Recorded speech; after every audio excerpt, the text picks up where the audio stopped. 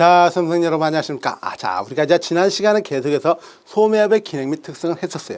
그 연결선에서 지금 하는 것입니다. 자, 지난 시간에 여러분 중요한 거 있었죠? 그 중요한 게 뭐예요? 첫째가 기본적으로 시장을 확대하는 기능은 소매상은 도매상을 위해서 생산자를 위해서 시장을 확대하는 기능이 있지, 소매상은 소비자를 위해서 시장을 확대하는 기능이 없다는 것이에요. 마치 이걸 갖다가 소매상은 당연히 최종 소비자를 위해서 시장을 확대하는 기능이 있는 것처럼 많이 생각할 수가 있습니다. 근데 그렇지가 않다는 거 여러분이 알아주시면 되고요. 자, 이제 소매상의 기능이 나와 있는데, 소매업의 이제 기능이 나와 있는데, 거기에서 한번 보시면은요, 이제 정의적인 개념에서 한번 보는 것이에요. 그런 정의를 보시면은요, 여기서 나와 있는 정의는 소비자에게 최종적으로 판매한다. 소매상은 소매업을 직접 수행하는 상인이다. 규모가 소규모 판매하는 경영체는 아니다. 무형인 서비스를 겸용한다. 변호사, 회계사, 의사 역시 소매상이다. 전체 판매 기준의 50% 이상. 자, 여러분들이 우리가 백화점이란 말이 있잖아요. 여러분들 부지불식간에 흔히 그냥 아무런 의식하지 않고 백화점이라는 용어를 많이 쓰고 있잖아요. 그게 어디에서 시작됐는가 한 번 정도 생각을 여러분이 이런 유통 공부하기 전에는 해보지 않았었죠. 근데 백화점이라는 그 말 자체도 사실 내용을 알고 보면은, 아, 여기에서 이런 식으로 이름이 생겼구나. 우리가 절대적으로 법에서는 백화점이라는 이름이 없습니다. 대형 마트라고 그래요. 할인점이라는 이름이 없어요. 디스카운트 스토어니까 디스카운트, 이게 할인점과 같네라고 생각해서 많이 그렇게 하는 것이죠. 그래서 소매업의 정의라고 나와 있는데, 기본적으로 소매업의 정의는 다른 게 아니에요. 우리가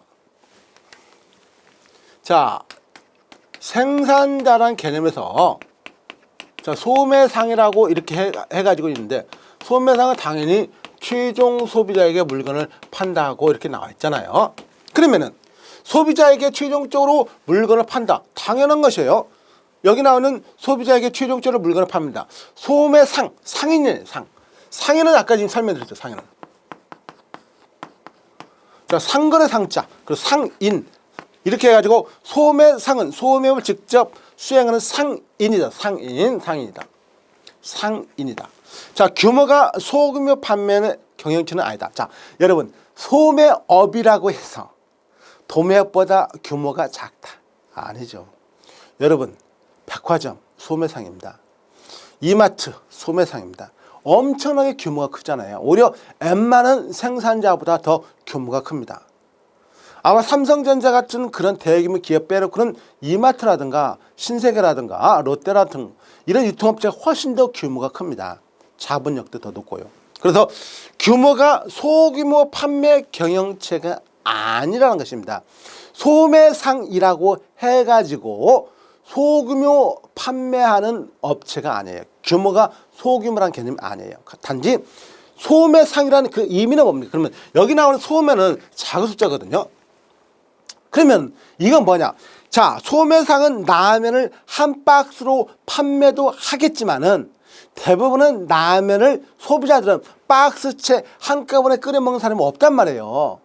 대부분의 하나나 두 개예요.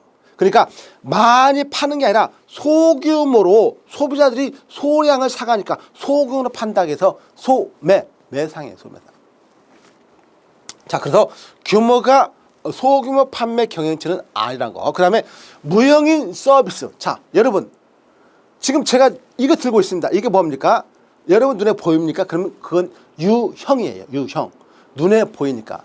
근데 이미 제가 첫 강의에서 설명을 드렸지만, 우리 재화는요, 재화는 기본적으로 어쨌든 계속 반복하는 거니까 그냥 써보죠. 재화는 크게 두 가지가 있다.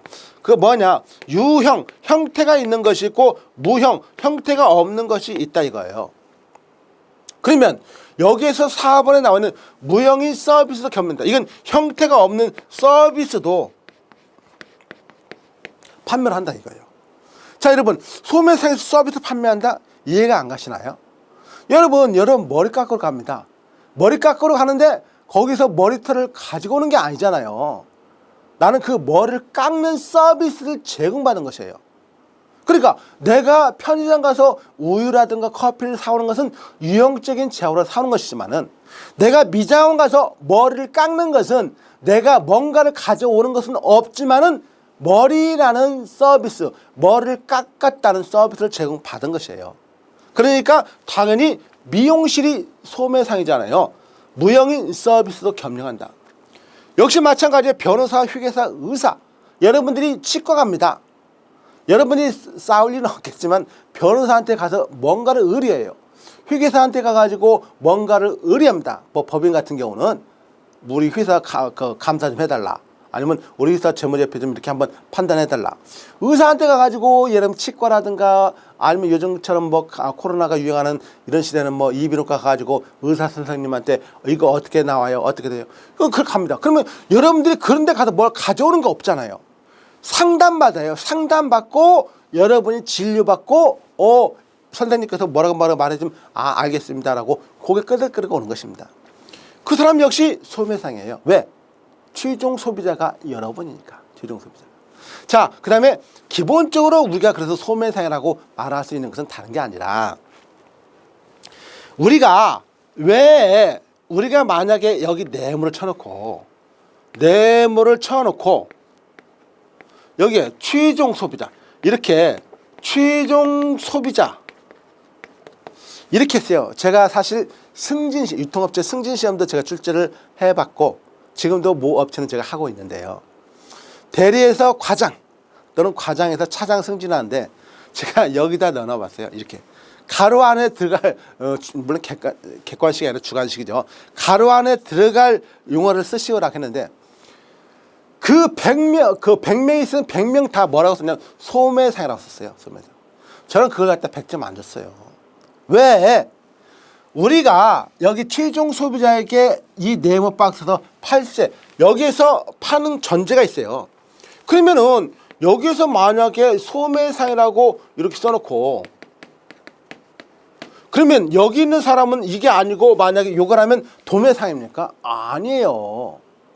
뭘 따져보냐면 우리가 여기서 전체 판매 가운데 비율이 50% 이상인 조직체만 소매상이에요. 즉 전체 판매 가운데 최종 소비자에게 판매하는 게 50% 이상이다. 최종 소비자에게 판매하는데 50% 이상이다 라고 했을 때 여기서 우리가 자신 있게 쓰는 것은 소매상이다라고 쓰는 것이에요. 그러니까 주관식이니까 여기에다가 이렇게 써놓고 이렇게 소매상 써야 되는데 그렇게 그냥 막연하게 그냥 최종 소비자한테 하는 건 소매상이겠지 뭐 이렇게 쉽게 출제를 해. 쉽게 출제가 아니죠. 그건 당신이 모르는 것이에요. 그리고 내 출제자는 의도는 그런 게 아니란 말이에요. 근데 시험도 마찬가지예요. 이런 식으로 출제를 하니까 출제자의 시험을 의도를 파악해가지고 우리가 문제를 갖다가 배열하고 공부를 하면 됩니다. 우리가요 정답은 하나입니다. 묻는 거에 따라서 정답이 다 달라지면요 수만 가지로 물을 수 있기 때문에 우리가 공부할 수가 없어요. 단지 정답은 하나인데도 그걸 다양하게 물어봐요. 다양하게 묻기 때문에 우리는 다양한 묻는 것을 공부하는 게 아니라 정답을 공부하고 있으면 돼요. 그러면 아무리 다양하게 물어도 정답이 딱 정해져 있기 때문에 우리는 그 정답을 도출할 수가 있는 것입니다. 그래서 소매상이라는 것은 전체 판매 가운데 50% 이상 출제. 만약에 여기서 이렇게 된다면 어떻게 될까요? 이게 49%이고 이게 여기서 51%다. 만약 이렇게 된다면 여기에서 뭐라고 써야 돼요? 이건 소매상이 아니라 뭐라고 써야 됩니까? 여기는 소매상이라 도매상이라고 써야 돼요. 도매상이라고. 왜? 최종 소비자한테 판매하는 비율이 49%이고 도매상한테 다른 소매상한테 더 많이 판매해요. 그래서 우리는 정의를 명확하게 알아야 돼요. 자, 일단 여러분 소매업을 정의해가지고 거기 양가로 1번부터 나와 있는 거 한번 그래도 같이 한번 읽어볼게요. 자, 소매업이란 소비재를 타인으로부터 조달하거나 스스로 제조하여 소비자에게 최종적으로 판매하는 일을 주 업무로 하는 유통업을 의미하며 소매상은 소매업을 직접 수행하는 상인을 지칭한다. 동그라미 2번 소매업이란 유통경로 마지막 단계에서 위치해서 자 유통경로 마지막 단계에 위치하고 있죠. 유통경로에요 마지막 단계에 위치하고 있다는 거. 자, 마지막 단계에 위치하고 있으면서 자, 상품 및 서비스 등 판매 활동을 수행하는 업종으로 제조업자나 도매상도 소비자를 상대로 직접 소매 활동을 할 수 있으나 소매상이라고 하지 않는다는 말이에요. 제조업자나 도매상도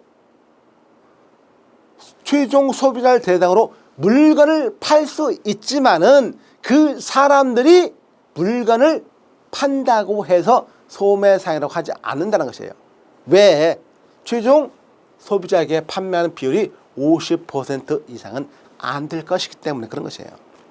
동그라미 3번 소매업이라고 해서 규모가 소규모 판매 경영체는 아니라는 점입니다. 또한 소매업은 원칙적으로 유형의 소비자를 취급하는 유통업이지만 최근에 와서는 무형의 서비스 겸용 형태로 영위하는 경우가 많이 있다. 4번에 신세계백화점, 이마트가 소매상이라는 것 잘 알고 있죠. 자, 삼성전자, 대리점인 롯데호텔 이런 것도 소매상이며 미국 AMA가 있습니다. 그래서 이 기준은요, 미국 AMA 기준에 의한 것이에요. 즉 AMA 기준은 뭐냐면은 아메리칸 마케팅 어소시에이션, 즉 미국 마케팅 협회라는 데가 있는데요. 그 협회에서 마케팅 협회에서 기준을 갖다 정해놨습니다. 즉 최종 소비자에게 판매는 판매 비율이 50% 이상의 조직체를 소매상이라고 한다.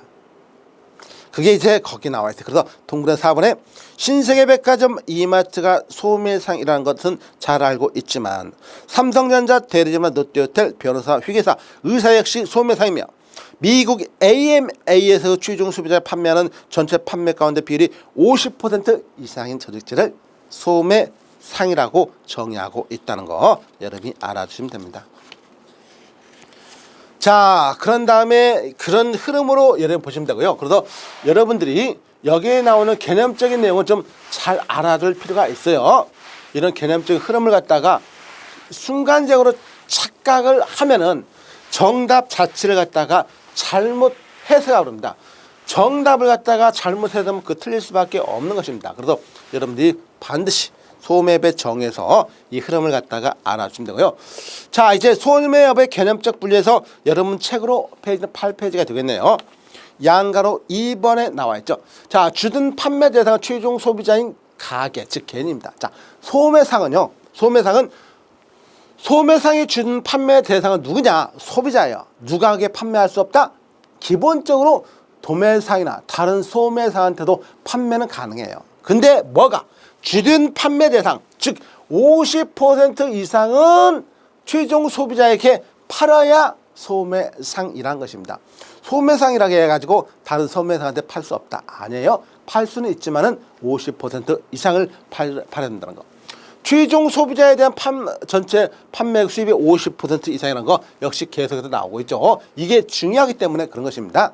그 다음에 상품 판매량이 많고 적음, 즉 많이 판다 해서 도매상이고 적게 판다 해서 소매상이 아니에요. 그래서 많고 적음에는 관련이 없다는 것이죠. 자, 상점의 존재를 전제로 한다. 자, 무점포, 점포가 없는 무점포도 기본적으로 소매상을 할 수가 있다는 것이죠. 그러면 무점포가 뭡니까? 무점포는 다른 게 아니라 무점포는 점포를 가지고 있지 않은 것이죠. 그런 점포를 가지고 있지 않은 게 뭡니까? 바로 모바일, 인터넷 전자상거래를 통한 컴퓨터상에서, 즉 온라인상에서 물건을 판매하는 걸 갖다가 무점포 소매상이라고 합니다. 온라인에서 물건 하는 거. 그래서 상점의 존재를 전제로 하지 않는다는 거 알아줄 필요가 있죠. 자, 그래서 양가로 2번도 한번 같이 한번 읽어볼게요. 자, 소매상을 주는 판매 대상 최종 소비자는 가게이며 도매상이 상대는 주는 고객은 최종 소비자를 제외한 모든 개인 및 조직이라고 정의할 수 있다. 자, 그럼 도매상과 소매상과의 의미는 50% 이상이냐 아니냐. 동그라미 2번 소매상이나 소매업의 본질적 특성은 최종 소비자에 대한 판매액의 수입의 50% 이상인데 상품의 판매량은 많고 적음에 관련이 없다는 점, 점포나 상점의 존재를 반드시 그 전제로 하지 않는다는 거. 그러니까 점포가 있는 유점포도 소매상이지만은 무점포도 소매상이 될 수 있다는 거 알아두시면 되겠죠. 동그라미 3번 소매 활동이 그 상점을 위주로 이루어질 때 이 점포를 소매점을 한다. 소매 활동은 이 밖에도 사람, 우편, 전화 또는 자동 판매기와 같은 판매 방법에 따라 수행되기도 하며 거리나 소비자의 집에서 이루어지는 경우도 있다. 이거 알아주세요. 상점에서도 판매하지만은 동그라미 3번은 가장 전형적으로 무점포 판매 방법의 가장 전형적인 특징입니다. 무점포 판매 방식의 가장 전형적인 특징. 자, 동그라미 4번. 좁은 의미로 소매업은 대규모 소매 조직, 백화점, 연세점, 할인점 같은 신업체 등 이걸 제외하고 소규모 일반 소매 조직만을 설명하는 경우도 있기는 하지만은 의미가 없겠죠. 이건 있을 수 있다. 이런 건 시험에 안 나와요. 왜? 없을 수가 있는 것이기 때문에 있을 수 있다는 것은 없을 수 있다는 것이 시험에 나올 수가 있기 때문에 절대 안 나온다는 것이죠. 자, 3번, 4번하고 5번은 큰 의미가 없다는 거 아시겠죠? 자, 그런 의미에서 여러분 보시면 되고요. 자, 그래서 소매업의 개념적 분류, 취산도 이 네 가지는 여러분 반드시 알아주셔야 돼요. 주든 판매 대상은 최종 소비자인 가게이다. 소비자에 대한 판매액의 수입의 50% 이상이다. 상품의 판매량은 많고 적으면 관련이 없다는 거. 상점의 존재를 반드시 그 전제로 하지 않는다는 거 여러분이 알아두시면 됩니다. 자, 그런 다음에 이제 소매상의 업종 및 업태. 이미 업종과 업태란 것을 여러분이 한번 알아두셨지만은 업종과 업태란 개념을 알아두셨지만 한번 보시죠. 자, 일단은 우리가 업종과 업태는요, 우리가 여러분께서 아까 방금 전에 50% 이상을 갖다가 한다는 것은 어디에서 정한 것이라고 하세요? 미국 마케팅 협회, 즉 아메리칸 마케팅 어소시에이션, 이런 단체에서 정의를 내는 것이고요. 우리 시험은 그 단체에서 정의한 것으로 시험에 출제가 되고 있어요. 그래서 여기서 우리나라 같은 경우는 원래 업태와 업종 구분은요, 통계청의 한국표준산업분류표라는 게 있습니다. 그 통계청에 한국표준산업분류표라는 게 있는데 거기에서 정하고 있어요.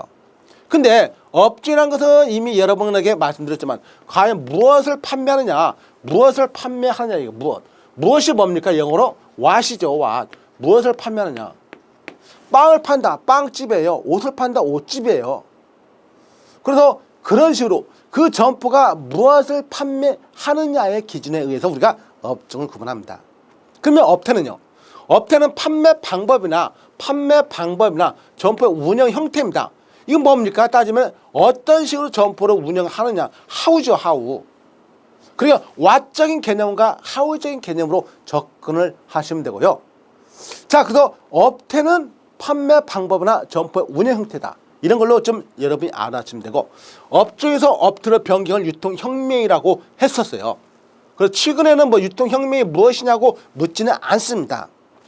근데 우리가 일반적으로 첫 번째 유통혁명은 업종 개념에서 업태 개념으로 넘어온 걸 따지는데, 지금은 물론 이제 지금 유통혁명이 1차, 2차, 3차 계속 나누고 있으니까 지금의 유통혁명이라면 오프라인에서 온라인으로 변화를 갖다가 유통혁명이라고 말할 수 있겠죠.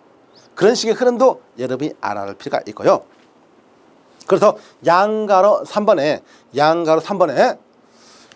자, 일단 소매상 업종 및 업태라고 해가지고 나와 있어요. 그래서 업종과 업태에 따른 분류는 산업구조 변화 파악을 통한 통계청의 한국표준산업분류표를 참조해서 이렇게 한다는 거.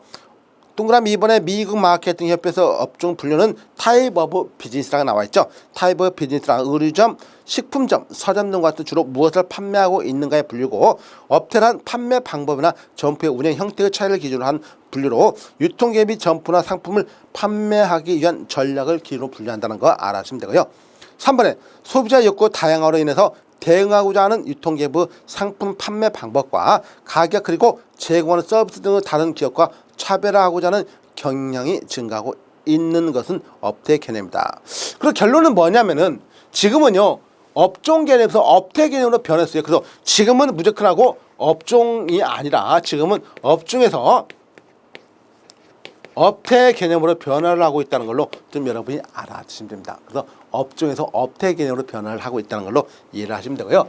자, 그래서 이런 흐름으로 된 게 바로 소매상의 업종 및 업태라는 개념이고, 어쨌든 여러분이 업종과 업태라는 개념도 이해를 해 주셔야 시험에서는 좀 의외로 어렵게 나와요. 그래서 여러분들이 무엇을 기준으로 구분하냐면은 업종이다. 아, 상품 기준이구나. what이라는 걸 한번 대입해 보세요. 그 지문에다가 what, 그다음 업태다 how, 어떤 식으로 점포를 운영하지 how라는 개념을 한번 대입하시면 됩니다. 양가로 4번의 인터넷 소매업은요, 나중에 우리가 전자상거래에서 한번 배울 것이니까. 그리고 인터넷상에서 수행하는 소매업으로 해서 온라인 소매업 채널 지원료보다 뭐 카톡 킬러요, 이런 것은 나중에 다 나오는 것이니까 여러분들 그때 보시면 되고요. 자, 이제 양가로 5번 한번 보시면은요, 소매상의 기능이라고 해서 나와 있습니다. 소매상의 기능. 사실 양가로 5번은 별로 그렇게 많이 중요하진 않아요. 단지 뭘로서 우리가 아까 봤기 때문에. 우리가 아까 이거 봤잖아요. 뭘로 봤습니까? 자, 여기 생산자 해놓고 생산자, 자, 도매상이 아니라 소매상 해놓고 여기 최종 소비자를 이렇게 써놨잖아요. 최종 소비자 써놓고 최종 소비자. 자, 소비자가 최종 소비자에게, 소매상이 최종 소비자한테 해주는 기능, 이걸 우리가 아까 했다는 것이죠. 이 기능이에요. 이 기능. 그래서 가장 중요한 게 뭐라고 그랬죠? 소매상은 소비자를 위해서 시장 확대 기능이 있다 없다? 없다예요. 없다. 그리고 이 기능은 뭡니까? 이 기능은 전방 기능이다. 그리고 유통 경로 간의 상호 독립성이 아니라 의존성을 가지고 있다. 이런 식이 상당히 중요하다는 걸로 여러분이 이해를 하시면 되고요. 자, 일단 그런 내용. 그 다음에 소매상의 기능을 보시면요, 상품 구색을 제공한다는 거. 상품 구색을 제공한다는 거. 자, 상품 구색을 제공한다는 것인데, 이 상품 구색이라는 건 이제 다양하게 나오는데, 조금만 있으면 제가 설명해 드릴게요. 그 다음에 소매상의 기능은 비용과 시간을 절감시켜 준다는 것이죠.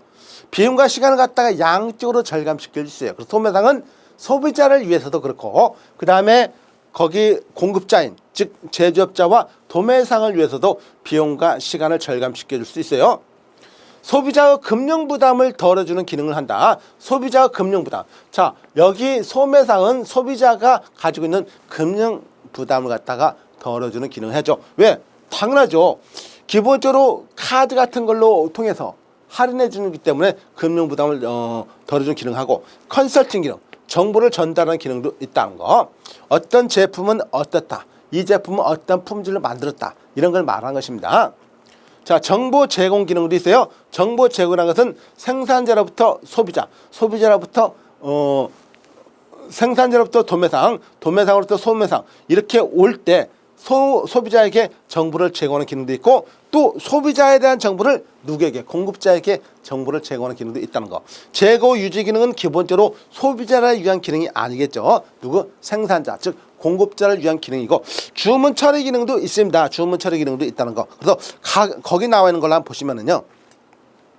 자, 소매상 기능해 가지고 동그라미 1번, 소비자가 원하는 상품 구색을 제공하여 여러 공급업자들로부터 제품과 서비스 제공을 받아 다양한 상품 구색을 갖춤으로써 소비자들에게 제품 선택의 수요는 비용과 시간을 절감해 줄 수 있게 하고 선택의 폭을 넓혀준다. 그래서 비용과 시간을 절감해주고 상품 구색도 제공해주고, 동그라미 2번에 소매상은 소비자에게 필요한 정보를 제공하는 것이 중요하고, 소매 광고, 판매원 서비스, 그 다음에 점포 디스플레이 등을 통해 고객의 제품 관련 정보를 제공한다는 거. 그 다음 3번에 소매상은 자체의 신용 정책을 통하여 소비자의 금융 부담을 갖다가 덜어주는 기능을 하고 있다는 거.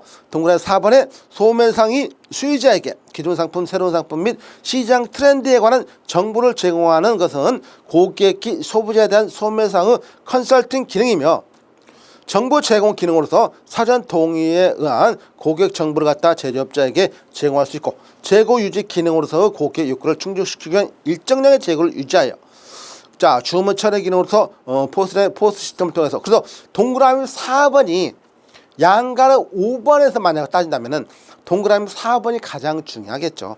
그 정도는 동그라미 크게 하나 쳐놓고 받을 필요가 있다는 것이죠. 동그라미 5번에 소매상은 유통 경로상 소비자가 가장 가까운 장소에서 다양한 상품 구색을 소비자에게 제공함으로써 공급선의 비용 감소와 소비자의 구매 편을 돕는 업무를 수행한다는 거. 이런 식으로 내용이 나왔으니까 뭐 그렇게 보시면 되고요. 그 밑에 그림이 하나 있지만은 그런 그림을 굳이 여러분들이 따로 볼 필요가 없고요. 자, 이제 소매상을 우리가 아까 구체적으로 봤잖아요. 그러면은 그 소매상의 변화 이론, 사실 이 파트는 별표 2개짜리입니다. 여러분이 여기서는 이제 총 6개의 소매업태 변화 이론인데, 이 6개의 소음의 옆에 변화 이론은 반드시 알아주셔야 되고, 양가로 1번과 양가로 2번 같은 경우는 반드시 여러분 것을 만들어 주셔야 돼요. 그래서 여기에서 이제 소음의 옆에 변화 이론 중에서 소음의 아코디언 이론이 있고요, 소음의 옆 수레바퀴 가설인데 이건 각각 별표 2개짜리고 반드시 시험에 나온다. 매회 시험에 나온다고 보시면 되고, 자, 소음의 옆에 변화 이론은 다른 게 아니라요. 자, 소음의 옆에 변화 이론은 소음의 옆 아코디언 이론이라는 개념이 있어요. 아코디언. 자, 여러분, 아코디언이란 게 뭘까요? 아코디언이 뭔지 혹시 아시죠? 아코디언은 악기입니다. 뭐 요즘에는 그런 악기를 좀 보기가 드물지만은 어쨌든 이런 식의 악기. 최근에는 어디 가면 보냐면요, 파고다 공원, 물론 이제 지방에 사시는 분도 있을 수가 있으니까 지방에 사시는 분들 같은 경우는 좀 진짜 전통적인 아코디언, 파고당 공원 같은데 종로 2가에서 종로 1가에서 종가에서 종로 1, 2가 사이에 있는 파고당 공원이 있는데요. 거기 가시면 할아버지들이 굉장히 많이 있습니다. 간혹 가다가 이 옆에 뭐 피카디리 극장 있는 쪽으로 조금 이제 헐리우드 극장이죠. 헐리우드 극장 옆으로 조금 이제 틀면은 거기에 이제 할아버지들 중에서 한두 분이 간혹 나오셔가지고 아코디언 악기를 연주합니다. 그래서 이게 건반을 갖다가 목에 이렇게 좀 이렇게 거고 이렇게 하는 악기인데, 뭐 지금은 갖다가 TV에서 나오는 악기 보면 좀 다른 것도 있더라고요. 어쨌든 간에 전형적인 특징은 이렇게 해가지고 아코디언이에요. 왜 아코디언? 그래서 소음의 아코디언 이름이라고 이렇게 했는데, 자, 만약에 이 이름이 나오게 되면 다른 게 아니라, 만약에 여러분 생각해 보세요. 여러분이 만약에 회사를 그만두고, 뭐 대부분의 사람들이, 많은 사람들이 어떤 생각 가지고 있냐면, 회사를 그만두고 뭘 하겠습니까 하면 장사를 한대요. 자, 장사를 하는데 그 무슨 장사를 합니까 라고 물으면 뭐 대부분은 그래요. 대부분 우리나라 같은 경우는 자영업자가 너무 많이 있는데 사실 지금 30% 이상이 초과된 상황이죠. 어쨌든 간 너무 많이 있어요. 자부장 너무 많이 있는데 그 중에서도 대부분은 뭐 요식업, 먹는 장사를 많이 한다고 그래요. 왜 먹는 장사 하느냐라고 하니까 뭐 손님이 안 먹으면 내가 먹으면 되지 뭐라고 하는데, 거기서부터 일단 틀린 것이죠. 마인드 자체가 거기서부터 틀린 것이죠. 손님이 안 먹는 음식을 내가 먹는다. 그건 말도 안 되는 것이죠. 자, 일단은 그러면은 만약에 나는 분식집 할래라고 생각하겠죠. 분식집. 나는 분식집 할 거야. 자, 여러분. 그러면 분식집에서 한다면은 분식집에서 판매하는 상품이 굉장히 다양하겠죠. 여러분 생각에 뭐가 있습니까? 일단 뭐 라면도 팔더라, 김밥도 팔더라, 뭐 예를 들어서 순대도 팔더라, 떡볶이도 팔더라, 간혹가다 순두부도 팔아요. 순두부.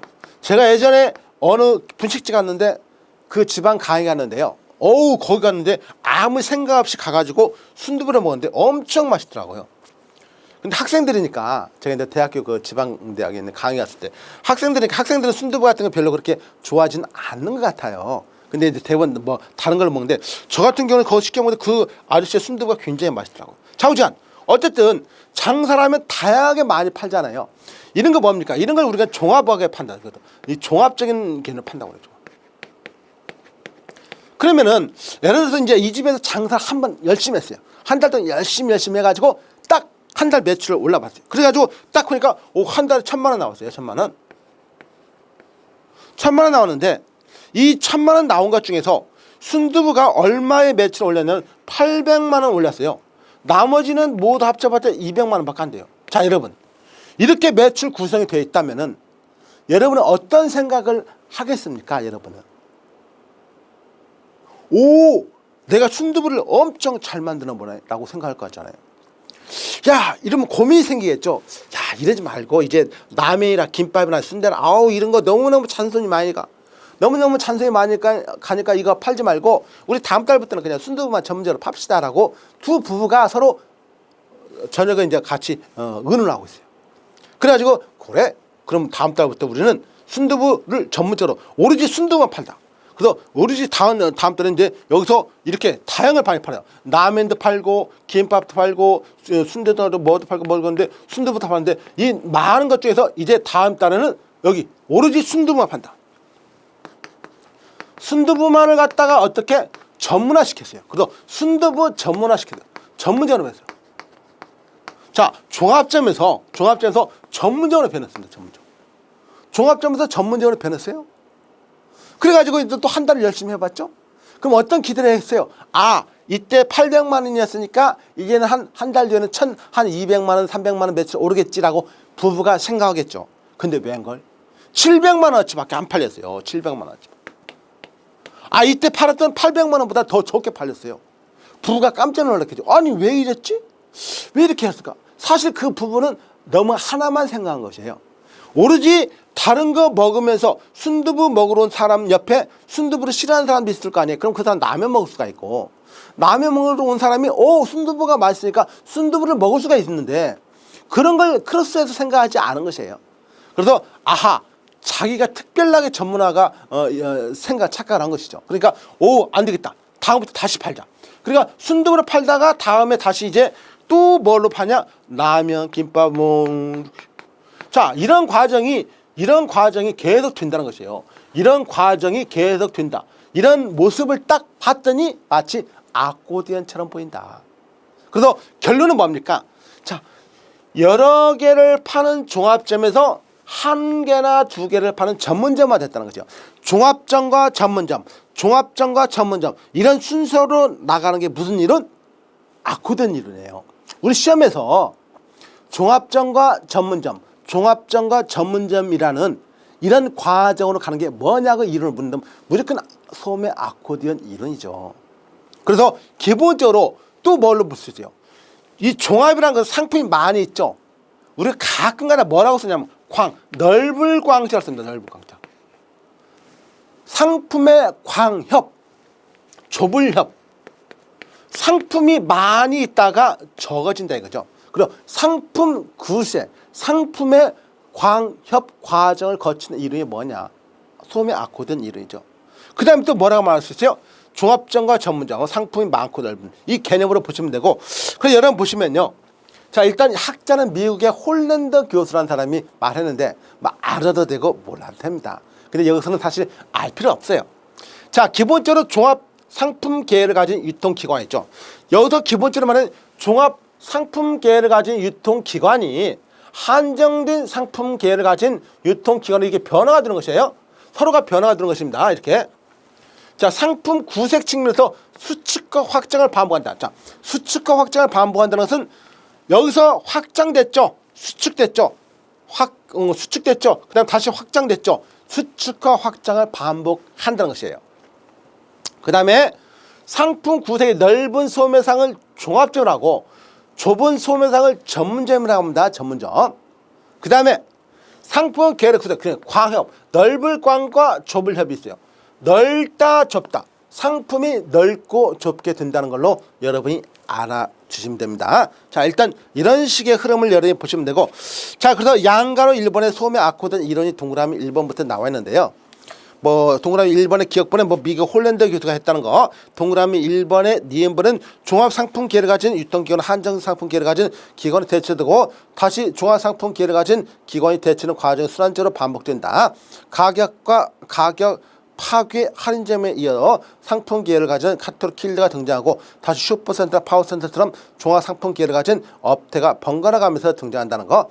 동그라미 디귿, 상품 구색 측면에서 수축과 확장을 반복하면서 업태의 발달 과정이 전개되고 있다고 설명하는 소매 발달 이론이라는 거 알아두시면 되고, 동그라미 를 유통기관 추격하는 상품 계열의 구색, 광협에 따라서 설명하는 이론이라는 걸로 알아두시면 되겠죠. 자, 이런 것은 반드시 알아두셔야 되고요. 사실은 여러분들 동그라미 거기 2번에 나와 있는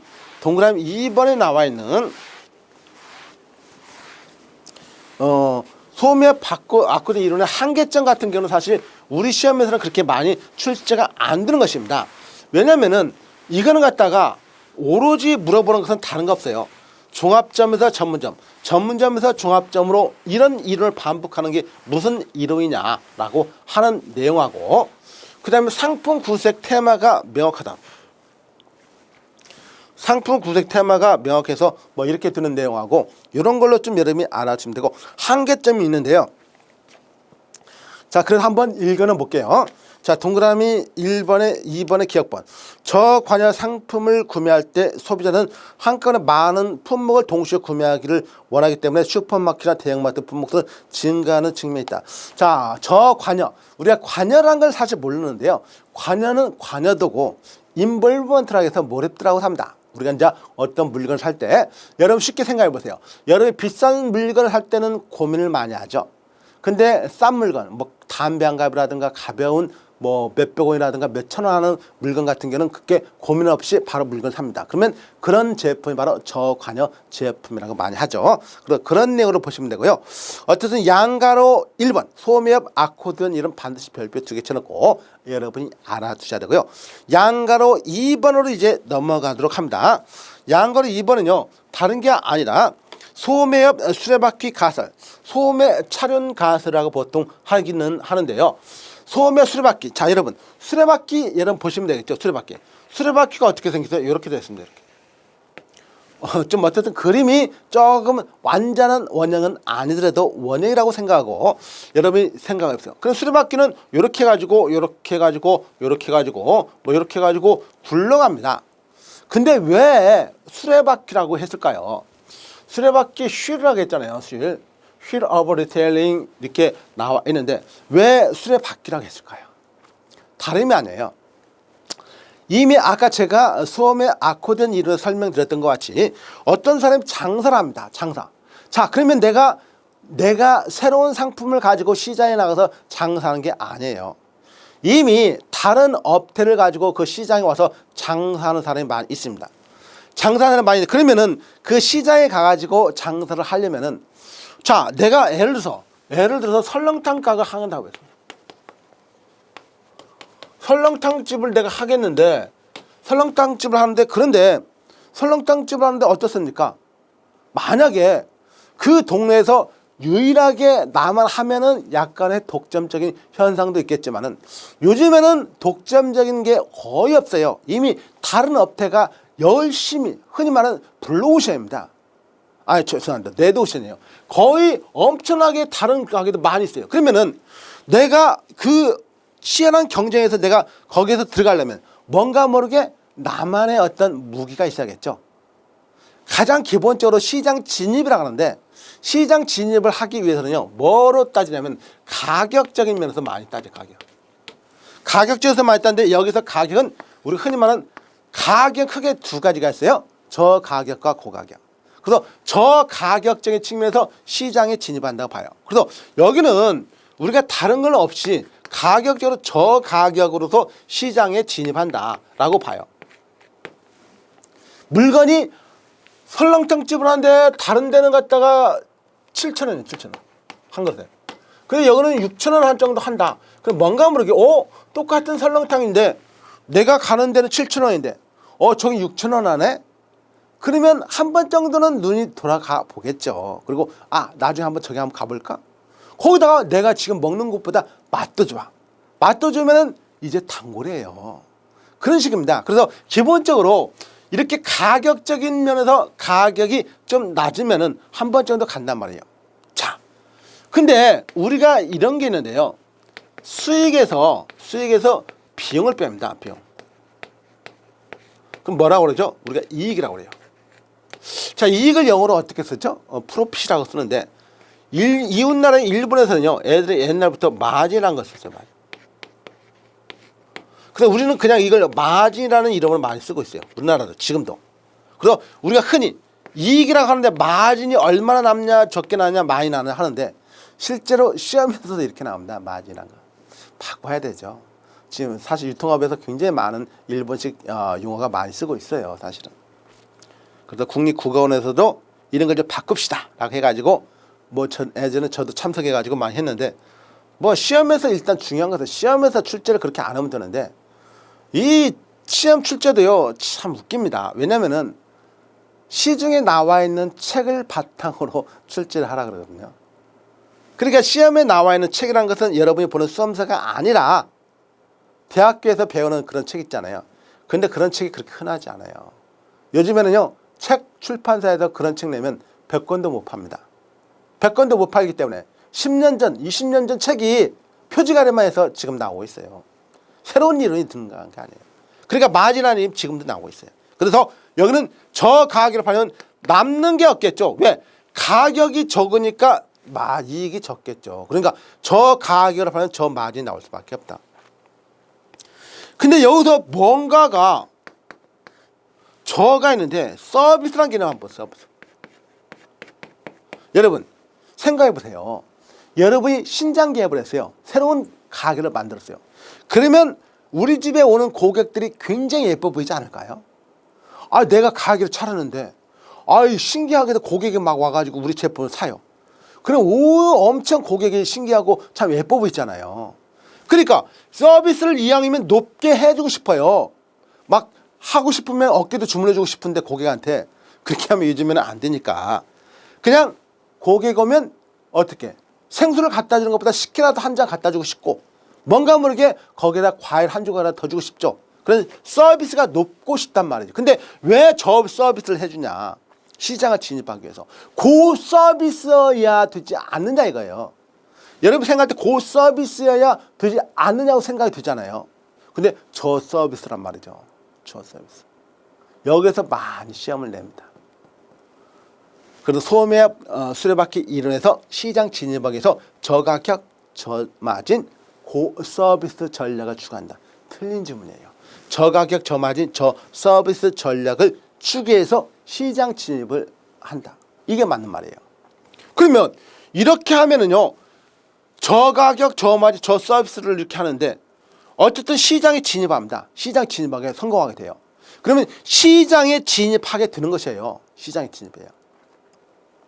지금 우리나라에서 성공한 기업들이 대부분 다 처음에는 초짜였잖아요. 지금 크게 성장했지만 다 시작할 때는 굉장히 아주 미미했겠죠. 물론 거기에 경영자하고 마인드라든가 뭔가 높았기 때문에 계속 그 기업이 성장해가지고 세계 우리나라 국내에서 굴지의 어떤 요식업 업체도 있을 것이고 어쨌든 저가격, 저마진, 저서비스로 시장에 진입했는데 성장해가지고 딱 시장 진입에 자리 잡았어요. 그럼 뭘 생각합니까? 이제 우리가 시장에서 우리가 어느 정도 1위나 2위 업체야. 그러면 고객들한테 서비스를 잘해주자. 자, 고객들한테 고객에 대한 서비스가 생각나요. 그래서 그때는 어떤 서비스냐? 말 그대로 고서비스. 여기는 높을 고자입니다. 높을 고. 여기는 낮을 자가 아니에요. 낮을 자가 아니에요. 그래서 높은 서비스를 해주겠다 이거예요. 그러면 높은 서비스를 해준다는 그 의미가 뭐가 있습니까?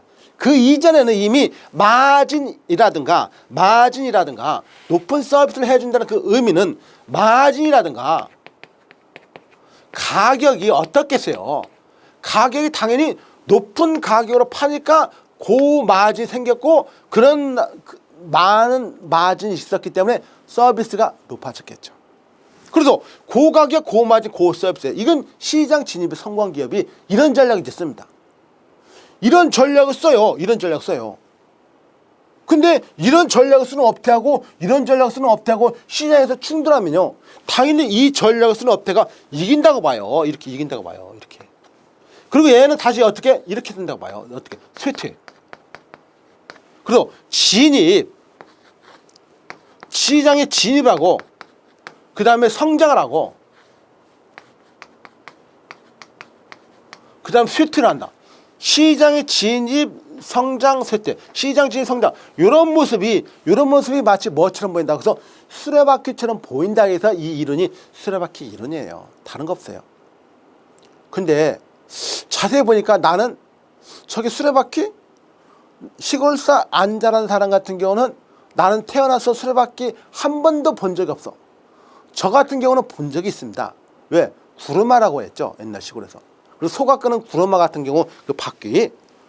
물론 이제 서울에서도 니아카라고 생각하면 되는 수가 있는데 그래서 수레바퀴 같단가 이렇게 볼 수가 있는데 기본적으로 수레바퀴가 아니라 나는 자동차 바퀴처럼 보인다 해서 차륜가설 이렇게 나왔어요. 이렇게. 그래서 자동차 바퀴처럼 보인다 해서 차륜가설 이론이라고도 해요. 그래서 갑자기 수레바퀴 이론이 안 나오고 웬 차륜가설 이론이 나오느냐라고 한다면은 그 이론이 똑같은 것이에요. 수레바퀴 이론이나 차륜가설 이론이나 똑같은 거죠. 그래서 초기에는 저가격, 저마진, 저서비스 가격 전략인데 사실 여기서 저라고 했지만은 여기는 이 저는 사실 낮을 저자인데요. 이 의미를 낮을 자로 어쩔 수 없이 시중의 모든 교재가 다 저렇게 써있기 때문에 사실 저도 어쩔 수 없이 저렇게 쓸 수밖에 없었죠. 왜? 시중에 그렇게 쓰면은 그게 다 맞는 걸로 생각한다. 아니에요. 근데 여기는 낮을 자가 아니라 어쩔 수 없이 취소안의 서비스예요. 그러니까 주인이 내가 가격으로 낮게 해줬지, 가격이 낮게 받았지, 마진 남는 게 없단 말이에요.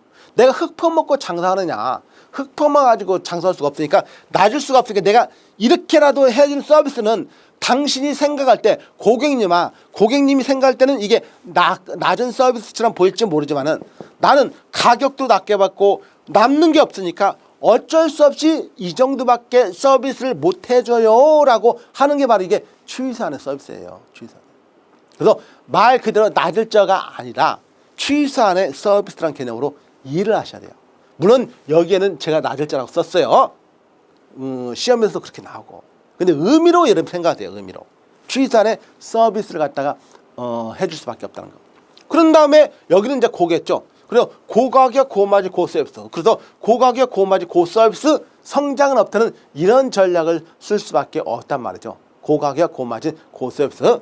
그래서 그런 다른 소매업타의 차별화를 시도하기 위해서 이 고가격, 고마진, 고서비스를 하는 것이에요. 사실은.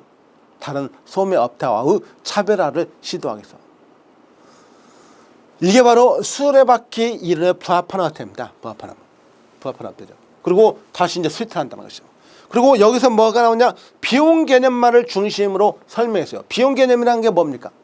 오로지 소매업 수레바퀴 이론은 가격이 낮으면은 저 가격을 하면은 시장에 진입한다고 봤다는 것이죠. 그래서 비용이 낮으면은 낮은 비용으로 시장에 진입하면은 시장 진입에 성공할 수 있다는 개념이에요. 이건 단점이에요. 그래서 거기 양가를 2번 보시면은 양가를 소매업 수레바퀴 가설을 보시면은 동그라미 1번에 소매업 수레바퀴 가설 내용해 가지고 동그라미 기억번에 소매상 시장 진입을 하기 위해서는 초기에 저가격, 저마진, 저서비스 가격 전략으로 소매 시장에 진입하고 이런 내용은 저비용 구조에 바탕을 둔 저가격을 기반으로 새로운 시장이 침투한다고 맥라이어 교수는 주장했다. 동그라미 D은 기존 시장의 고가격, 고마진, 고서비스 다른 소매업타와 경쟁으로 인해서 성공적인 시장 진입을 하면 동일 유형의 소매점 사이 경쟁이 격화되고 경쟁적 우위를 확보하기 위해서 다른 소매업타의 차별화 시도한다는 거. 동그라미 D번 촬영가설 이론이라고 한다는 거. 목표 시장 소매업계의 진입에 성공하면 이 새로운 소매 기업은 고급화 과정에 접어들고 차별화하기 위해서 세련된 설비와 서비스를 더해가며 고가격, 고비용, 고서비스 소매점으로 변화를 하게 되는 것이에요. 리을번과 미음번도 같은 애입니다. 근데 미음번이 아주 중요한 게 하나 나오네요. 미음번. 자, 수레바퀴 이론, 즉 소매 수레바퀴 이론이죠. 수레바퀴 이론에 부합하는 업태는 TV 홈쇼핑, 휴현제 창고요. 소매점, 인터넷 전자상거래, 카타로그 킬러형 전문점 등 있지만 편의점은 해당하지 않는다. 이 이론에 적용 안 되는 것은 편의점은 적용하지 않아요. 그러면 편의점은 왜 무슨 이론을 적용하고 있을까요? 이 이론이 안 된단 말이에요. 그래서 소매업 수레바퀴 이론에는 편의점이 적용 안 되는데 왜 그러냐고 한다면은 뭔가 모르게 이거하고 다르겠죠. 저가격, 저마진, 저서비스로서 시장에 진입하지는 않겠죠. 여러분, 똑같은 우유를 산다고 했을 때 할인점에서 사는 우유하고 편의점에서 사는 우유하고 비교했을 때 어디가 가격이 더 비쌀까요? 편의점이 더 비싸죠. 왜? 그건 나중에 설명드리겠지만은 편의점은 조금 더 비싸요. 취산도 몇백 원 더 비쌉니다. 왜 편의점이 비싼지는 편의점 파트에서 하겠지만은 그래서 저 가격이 아니라 그 편의점은 이런 데보다는 고가격으로 하기 때문에 시장을 진입하기 때문에 편의점은 소매업대에 해당되지 않는다는 것이에요. 이게. 그 다음에 동그라미 2번에 거기 소매 수레바퀴 가설 한계점을 보시면은요. 동그라미 기억번에 이론 전개 과정을 비용 개념만을 중심으로 설명하기 때문에 백화점 같은 고급 점포나 자동 판매기 같은 고마진 고가격으로 시장 초기부터 진입하는 새로운 소매상에 대해서 충분히 설명할 수 없다. 자, 비용 개념만을 중심으로 설명했기 때문에 비용 개념만을 중심으로 설명했기 때문에 백화점 같은 고급 점포나 자동 판매기와 같은 고마진 고가격, 처음 시장에 진입할 때부터 고가격 고마진으로 진입하는 업태에서는 설명할 수가 없어요. 그러니까 동그라미 1번에 동그라미 미음번에 수레바퀴 이론에 부합하는 업태가 있는데 업태에 해당되지 않는 게 또 나왔죠. 편의점도 당연히 안 되고 백화점이나 자동 판매기 같은 그런 업태도 해당되지 않는다는 것이에요. 동그라미 니은 소매상은 언제 또는 어떤 속도로 발전할 것인지를 예측할 수 없으며 유통 후진국의 경우 유통 선진국에서 다양한 업태가 시대를 무시하고 무차별하게 도입되어 소매 변천 과정을 순서대로 설명하는 한계가 있다라고 나와 있습니다. 자, 이번 시간 여기까지 하죠. 그 다음 시간 계속 연결할게요. 수고 많이 했습니다.